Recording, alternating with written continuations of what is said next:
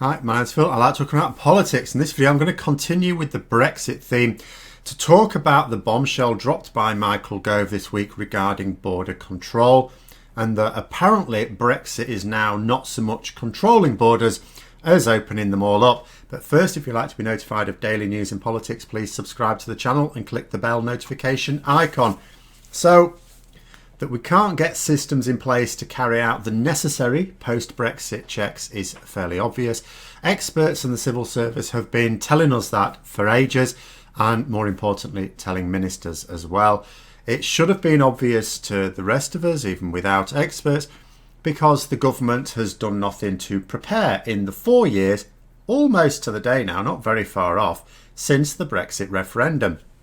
So, with only the current systems in place, the systems that were there when we had free trade deals with most of our, trading partners, it's been made clear that the tailbacks for miles at all our ports would completely knacker our trade. It would mean goods taking absolutely ages to get into the country, days in fact.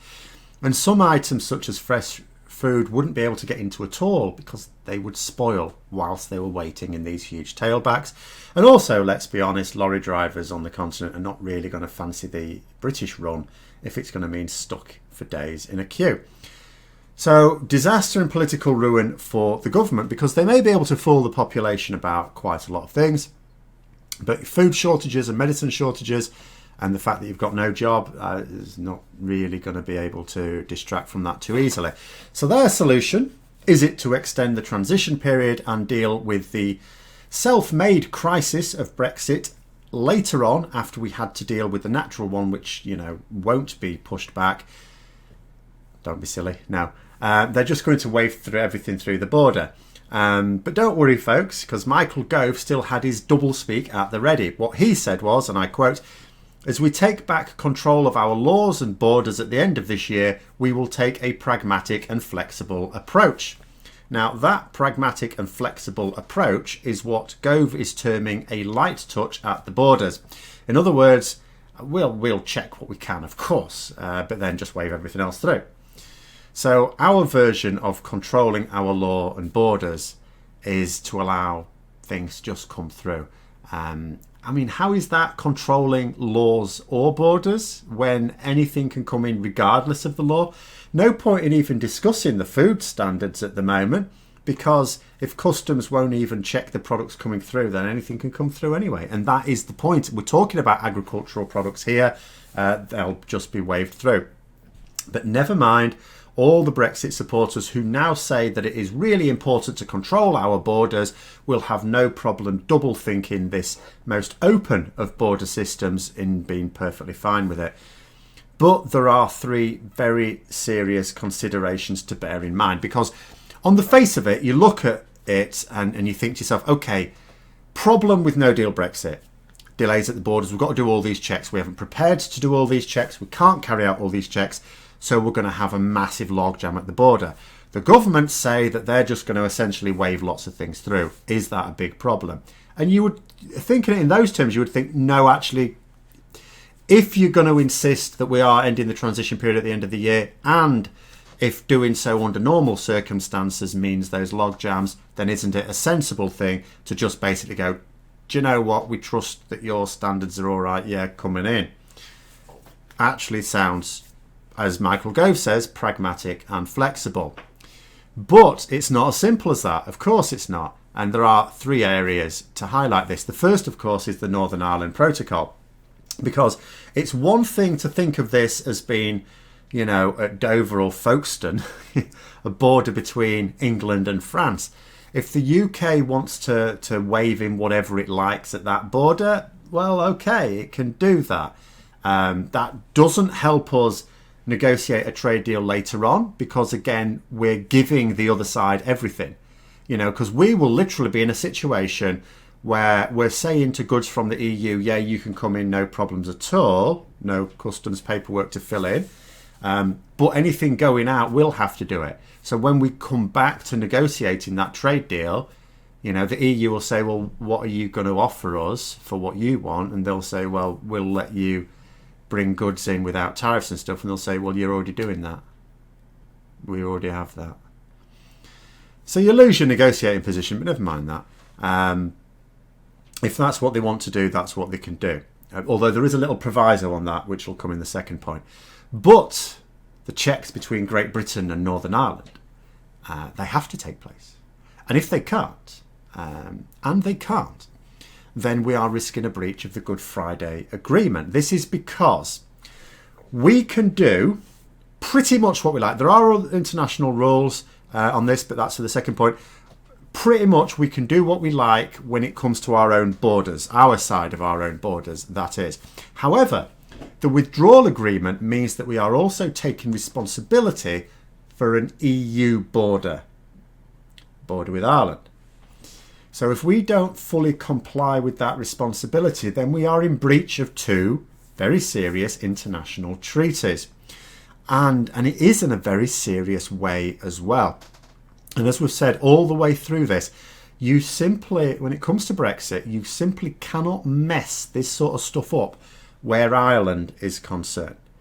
And yet we have a government where Ireland is only a passing thought now and then.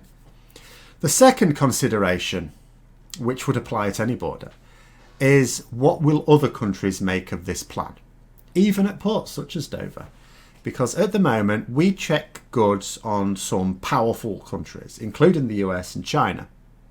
Now, although we have trade agreements with them via the EU, we don't have full trade deals, so depends on the goods coming in. Now, with a no-deal Brexit scenario, we ought to be treating the EU in exactly the same way as China and the US, because our position will be exactly the same, World Trade Organization terms. However, what the government are talking about is basically just waving this stuff through. And then you would think to yourself, so, China and the US and some other countries as well, but China and the US are going to be the stroppiest, you would think, will be asking why their goods are being checked and not those from the EU, because that is bang against World Trade Organization rules.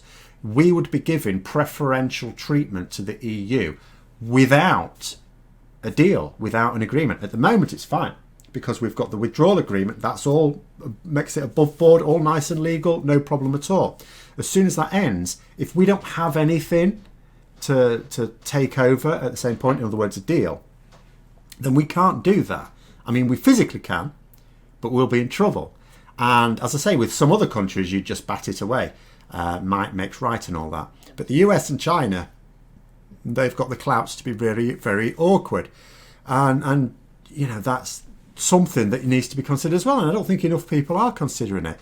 It's a massive no-no in terms of WTO rules.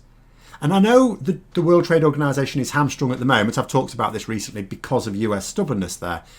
But that will not stop the United States and China individually, unilaterally kicking up a massive stink. And of course, if the government have to back down then and say, okay, we won't carry out any checks on your agricultural products, what does that mean? That's what I say. Never mind this discussion about food standards. They won't apply, because if we're not checking the stuff coming through, anything could be coming through. The third thing to consider is that this move from the government would only affect things coming into the country, imports. But as I've said time and time again, when it comes to economic factors, you make money by selling, not buying. It's the same for a country as it is for a person. Sometimes you need to buy raw materials or things to produce your product and then sell it. If we do not have an implemented deal in place, not enough to have a deal, an implemented deal in place, then exporters are buggered. Because people in this country wanting to export outside of the country still need to fill in paperwork and pay all the extra administrative costs. At the moment, they do not know what that entails, because we do not know what our trading situation is going to be in 2021. And as I say, it's not just about with the EU, which is, of course, by far our most important market to consider. Do not forget that when we leave the transition period, we also leave trade deals and agreements with other major markets as well. So even if we did have a deal with the EU, we're still abandoning all the agreements with lots of other countries, including the United States, including China, including Brazil, including Japan. All gone. even countries with whom we don't have a full trade deal via the EU, we still have trade agreements. So people say, well, the EU don't have a trade deal with America. No, but they have a hell of a lot of trade agreements. Same with China. And of course do have free trade agreements with other major economies. On that day, British businesses that at the moment for a lot of countries don't have to fill in much paperwork, and for the ones they do, understand what that paperwork is. Any business in this country that needs to export is going to have difficulty in getting anything out of the country, and it's the exporting that makes our money. And the governments say that, we're just going to wave everything through. We would like to think the EU will reciprocate. Good luck with that. Why would they? I mean, for several things. First of all, the EU are not going to put the integrity of their single market below in priority to the interests of an absolutely insane tin pot government of a third country. But then the other way of looking at it is Boris Johnson's Brexit madness, his hard Brexit plan, in the EU's interest? No, it isn't. So why would they play along with it? Why would they? We said right from the start, the EU are tough negotiators. We have decided to make ourselves their opponents. You do not get to bleat when the EU stand firm and go, no. Besides, that is still ignoring the impact that this action will have on our trade with other countries outside of the EU as well. The biggest economy, we have some trade agreements in place for a small number of countries. The biggest economy that we have a deal in place for is with Switzerland. And so all the major economies of the world, nothing, not a thing, all gone up in smoke at the end of this year. And that is without even talking about our service exports. I mean, that's a whole new level of disaster waiting that, again, the government has no power to improve unless it arranges a deal for which there is now not enough time. And the measures, if we can call them that, because what they actually are is a lack of measures. This isn't a plan, by the way. This is just we won't do anything. That is the absence of a plan, the antithesis of a plan. But Michael Gove says that these measures are supposed to last for 6 months. I mean, the only reason to say that is to make it sound like you have a plan, you have, a timetable, because there is no prospect in it's not like the stuff that we can't get in place by the end of the year. We just need a few more months. That's not what's been said at all. We need years. So there's no prospect of having everything in place even this time next year.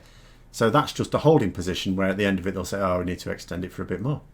Except, of course, like I say, because of those other three considerations, it won't actually be working as well as some people may be imagining either. So that is the situation at the moment. Let me know your thoughts in the comments below. Hope you found the video interesting. If you did, don't forget to click the like button. If you'd like to support the channel further, please also click the Patreon link for details. And until next time, I'll see you later.